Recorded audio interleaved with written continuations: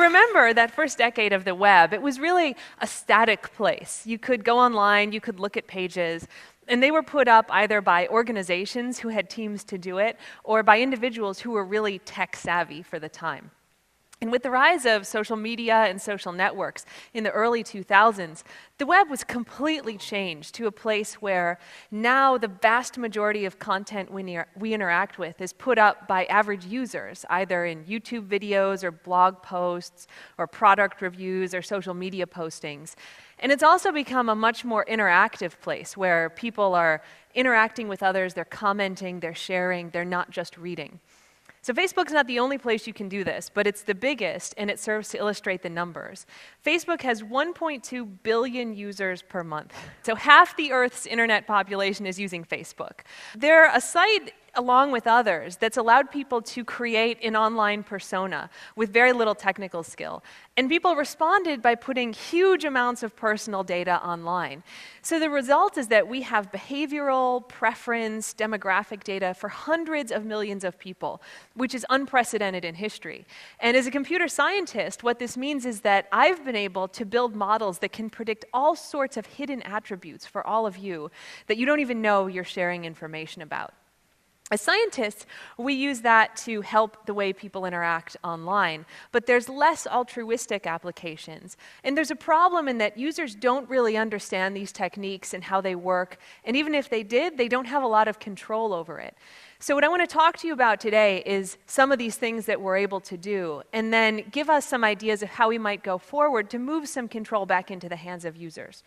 So this is Target, the company. I didn't just put that logo on this poor pregnant woman's belly.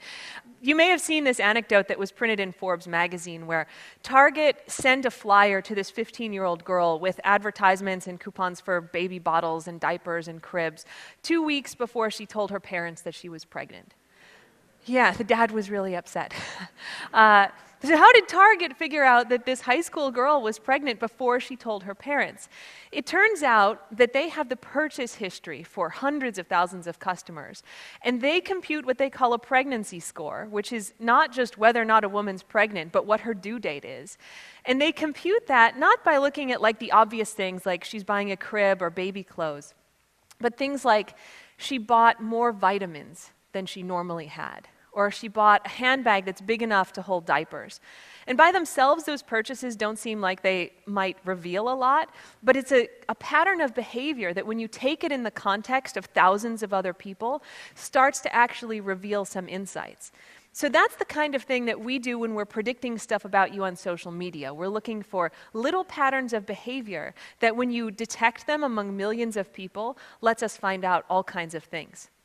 So in my lab and with colleagues, we've developed mechanisms where we can quite accurately predict things like your political preference, your personality score, gender, sexual orientation, religion, age, intelligence, along with things like how much you trust the people you know and how strong those relationships are. We can do all of this really well. And again, it doesn't come from what you might think of as obvious information. So my favorite example is from this study that was published this year in the Proceedings of the National Academies. If you Google this, you'll find it. It's 4 pages, easy to read. And they looked at just people's Facebook likes, so just the things you like on Facebook, and used that to predict all these attributes along with some other ones. And in their paper, they listed the 5 likes that were most indicative of high intelligence.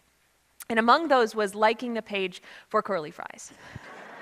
Curly fries are delicious, but liking them does not necessarily mean that you're smarter than the average person. So how is it that one of the strongest indicators of your intelligence is liking this page when the content is totally irrelevant to the attribute that's being predicted? And it turns out that we have to look at a whole bunch of underlying theories to see why we're able to do this. One of them is a sociological theory called homophily, which basically says people are friends with people like them. So if you're smart, you tend to be friends with smart people, and if you're young, you tend to be friends with young people. And this is well established for hundreds of years. We also know a lot about how information spreads through networks.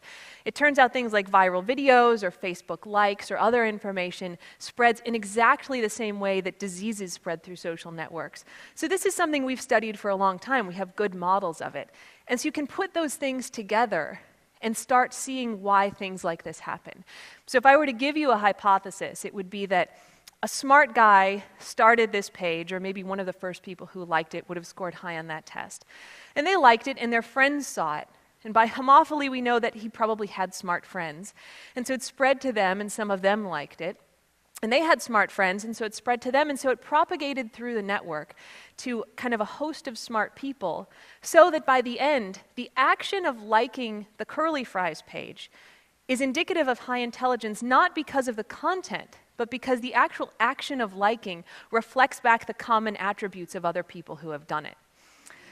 So this is pretty complicated stuff, right? It's a hard thing to sit down and explain to an average user. And even if you do, what can the average user do about it?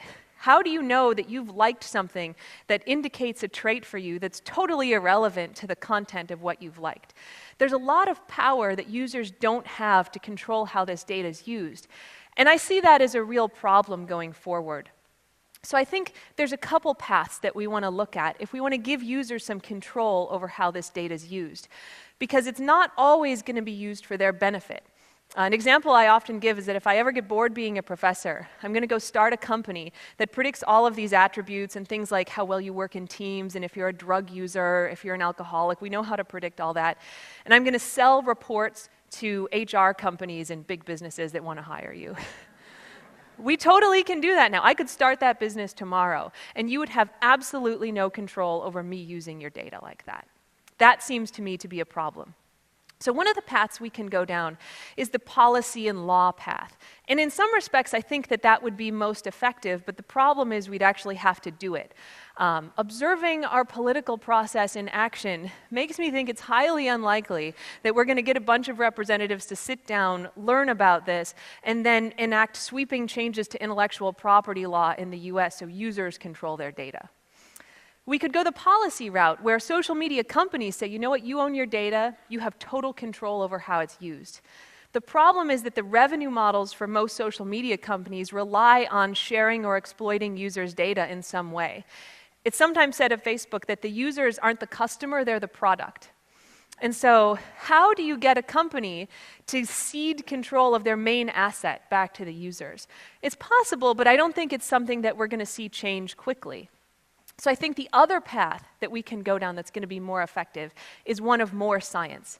It's doing science that allowed us to develop all these mechanisms for computing this personal data in the first place.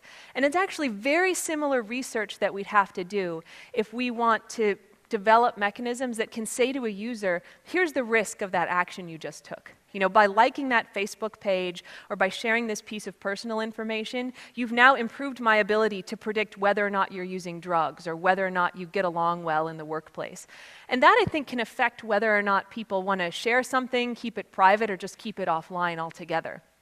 We can also look at things like allowing people to encrypt data that they upload, so it's kind of invisible and worthless to sites like Facebook or third-party services that access it, but that select users who the person who posted it want to see it, have access to see it. This is all super exciting research from an intellectual perspective, and so scientists are going to be willing to do it. So that gives us an advantage over the law side. One of the problems that people bring up when I talk about this is they say, you know, if people start keeping all this data private, all those methods that you've been developing to predict their traits are going to fail. And I say, absolutely, and for me that's a success, because as a scientist, my goal is not to infer information about users, it's to improve the way people interact online. And sometimes that involves inferring things about them, but if users don't want me to use that data, I think they should have the right to do that. I want users to be informed and consenting users of the tools that we develop. And so I think encouraging this kind of science and supporting researchers who want to cede some of that control back to users and away from the social media companies means that going forward, as these tools evolve and advance, means that we're going to have an educated and empowered user base. And I think all of us can agree that that's a pretty ideal way to go forward. Thank you.